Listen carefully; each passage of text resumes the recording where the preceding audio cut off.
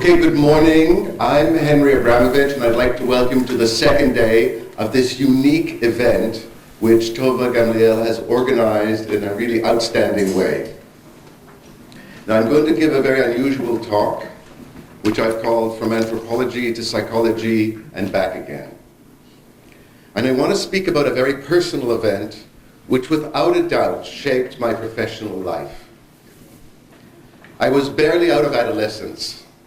My mother had a flu, and for the first time, I was looking after her. She was resting, and after an hour, I went in to check on her. I saw her beautiful blue eyes staring at the ceiling, and then I realized she was not breathing. I rushed to give her mouth to mouth, but her passageway was blocked with vomit. After a while, my brother said, "Stop." And I did, because she was dead. I was plunged into the timelessness of the liminal period, which Van Gennep and Victor Turner of blessed memory, Zichrono Livracha, have described so well.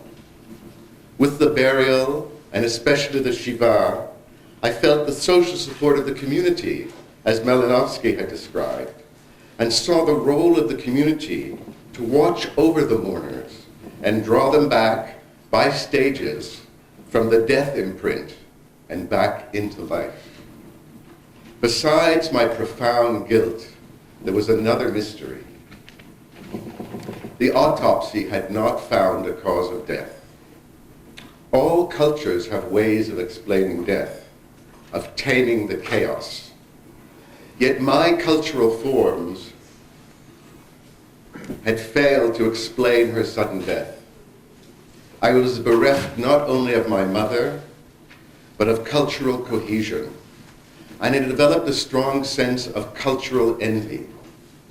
I yearned for a culture that believed in witchcraft and the evil eye, that would provide an understanding. I sought healing not through psychology, but through culture. I searched and found a little-known culture on the east coast of Madagascar that knew how to make peace with the dead. They would bury quickly, and only to return in force to the cemetery to dig up the bones on a woven mat for a secondary burial called Famadina, which Robert Hertz, who himself died tragically so young in World War I, analyzed so well in his masterpiece, The Collective Representation of the Dead. The lineage head would bend down on one knee in front of the bones laid in front of him on the mat and would speak to the dead, "We have not forgotten you." And then he would turn to the great ancestors and say, "Please accept this junior into the hall of the ancestors." The woven mat was fought over, as it was said to have strong powers of fertility. And I understood in this culture, the most important ritual passage happens long after you are dead, and how death and life can be creatively united. Roger Bastide said societies like the Malagasy are based on a dialogue between the living and the dead. Well, in the West, it's a monologue, but a monologue of the dead. I continued field work with the dead here with the Jerusalem Chevel Kadisha Burial Society, learning how to bury people and to see the bereaved through the first gates of the depth of grief, as I had unexpectedly gone through myself. Doing anthropology helped heal the trauma of my mother's death. But as a psychological anthropologist and a culturally sensitive psychotherapist, I struggled to understand how ancestors could be represented in mental life. By chance, or divination, or synchronicity, I opened Jung's memories, dreams, reflections, at chance, the way a fundamentalist Christian might use the Bible. And I suddenly found a passage and read, "The collective unconscious is the realm of the ancestors."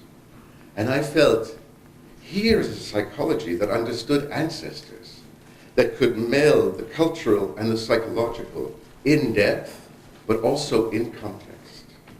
Jung understood that a person's idiom of distress reflects collective problems, whose resolution comes not through insight or transference, but through coming to terms with the ancestors. I want to ask you a question. And it was a question that I was asked over and over again in my fieldwork. Here's the question. Where is your placenta, your afterbirth? This question was asked over and over again, and when I said, as probably you did, like, I don't know, or maybe the hospital threw it out, my informants were shocked and deeply concerned for me. For the Malagasy, the placenta is seen as the first home and the key to mental health. The placenta is buried at the entrance of the family home and thus grounds the person in the earth, the realm of the ancestors. Failure to bury it creates a profound state of being existentially ungrounded.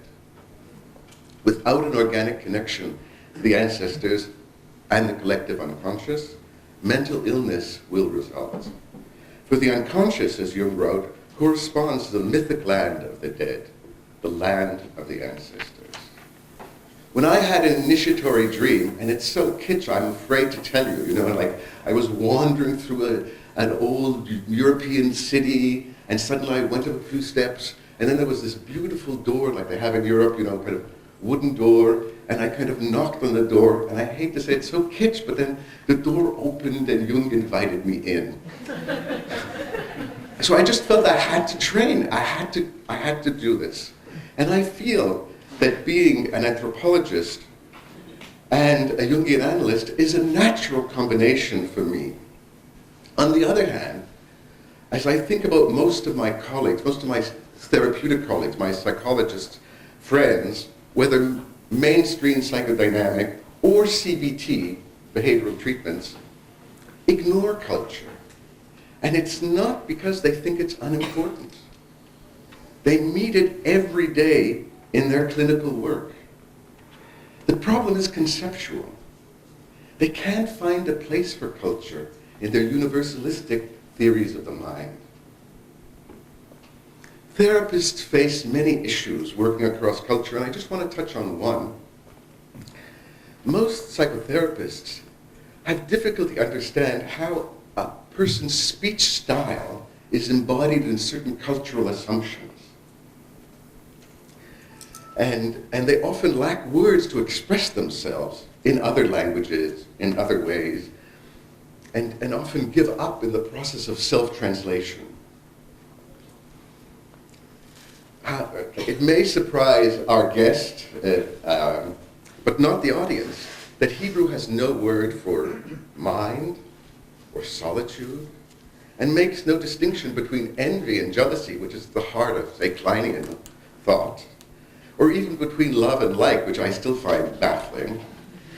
Israeli speech style is an unusual straight talk called dugri, saying what you really think without necessarily worrying about the other person's face, the other person's feelings. And it reflects an Israeli cultural complex that assumes relationships are robust and can withstand conflict. In most cultures, such straight talk is considered rude or offensive, but for Israelis it's a sign of authenticity and belonging. In one sense, clinicians want patients to speak dugri, like in free association, or say what you feel, to be honest emotionally. But most cultures actually value the opposite, preferring polite indirection for fear of intruding upon the other, a fear of offending those in authority, to avoid an assertive statement, because one would not want to be accountable for what one has said. Ethiopian Jews, as I'm sure will hear and have heard, often avoid directness and often use themselves in proverbs, which are obvious to insiders, but completely opaque to somebody on the outside. Cultures also differ dramatically in how they deal with silence. Some cultures are comfortable with silence. Research suggests the Spanish may be the least at ease, interrupting after a second or two. The Japanese, on the other end of the spectrum, are silence-rich, and they have at least 21 different words for different kinds of silence. It's fantastic. Unlike most Westerners, those who value silence are suspicious of words, which is the main vehicle for therapy, and believe silence keeps one safe. Better leave things unsaid. And these silence cultures, if I can put it that way, expect their clinicians to understand what they're not saying. But how do we understand somebody's silence without invading it and breaking it? So this remains a challenge to comprehend what is not said. Personally, I can't go into this now, but I feel this difference very strongly with my Palestinian patients, who live in a culture that emphasizes hierarchy and deference to authority. As one of my clients said, even if you're a day older, he has total respect. A superior, especially someone with a positive paternal transference, should never be challenged. From my Israeli patients, I expect dugli, and if I'm not getting it, I know something's wrong. From Palestinians, I understand that speaking their mind itself involves a violation of their cultural norms. Anthropology and psychology are separate tribes with their own ancestors and their own language, and they have difficulty talking to each other. But I want to just very briefly to close and talk about some ways in which they might be able to speak in a new way, to create a new space that draws on both roots, in which psychological anthropology can grow and flourish, and in turn influence their other disciplines. Now, it is important to note, before I say this, that depth psychologists like psychodynamic people, or people like Jungians and things like that, and anthropologists do share a few profound things. One is they're both very hermeneutic. They both deeply want to understand in symbolic terms what is going on, and they want to understand it in a deep way that anthropologists might call a thick description, and the psychologists might call understanding in depth. Another thing is they both are, I don't have a good word for this, but they both seek out areas where a normal person is not going to go. Whether it's a remote place or a different place or things like that. And they have a curiosity to discover. That's another thing that binds them. And in a real sense, psychoanalysts, like anthropologists, are trying to make sense of the other through an intense personal encounter. Anthropologists were our informants, psychoanalysts with our patients. And in some ways here, I think psychoanalysis has much to teach us about understanding this intense encounter in a way that's not been usual in psychological anthropology. And it's using the paradigm of transference and countertransference for understanding the multiple layers of the interactions that we have with our informants, especially in the more contemporary intersubjective and relational forms of interaction, and add new levels to our data so that we can have a deeper language to explore the subtle and complex feelings that arise in the intersubjective space between us and our informants. Another thing is that Jung coined the word complex. And this was developed the notion of a personal complex, like a negative father complex of somebody whose conflict with one father is dominating their life. And since I love to take jokes, I'm going to take this opportunity to tell you one of my favorite little jokes about negative father complex. And it's about this guy who's in psychoanalysis 5 times a week for 10 years and nothing is happening. And he goes home for Pesach, for the Seder, and he comes back for the next session and he says, maybe there is something in this unconscious that you've been talking about, because we were sitting at the Seder table, it was terrible, horrible, and then I turned to my dad and I said, I wanted to say, Dad, will you pass the salt? But I said, you ruined my life, you fucking son of a bitch. Now, recently, some Jungian colleagues have developed a notion of of a new idea that lies between a personal complex and between the universals of human behavior, that they call a cultural complex. Cultural complexes are analogous to individual, but function on a group level,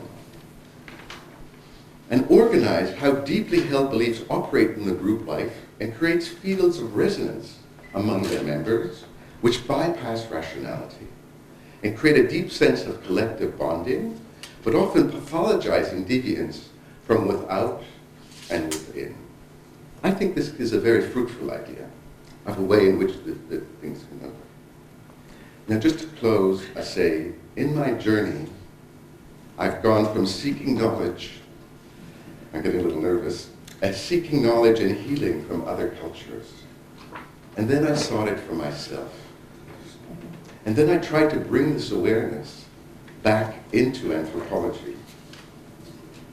It's a journey I recommend to all of you.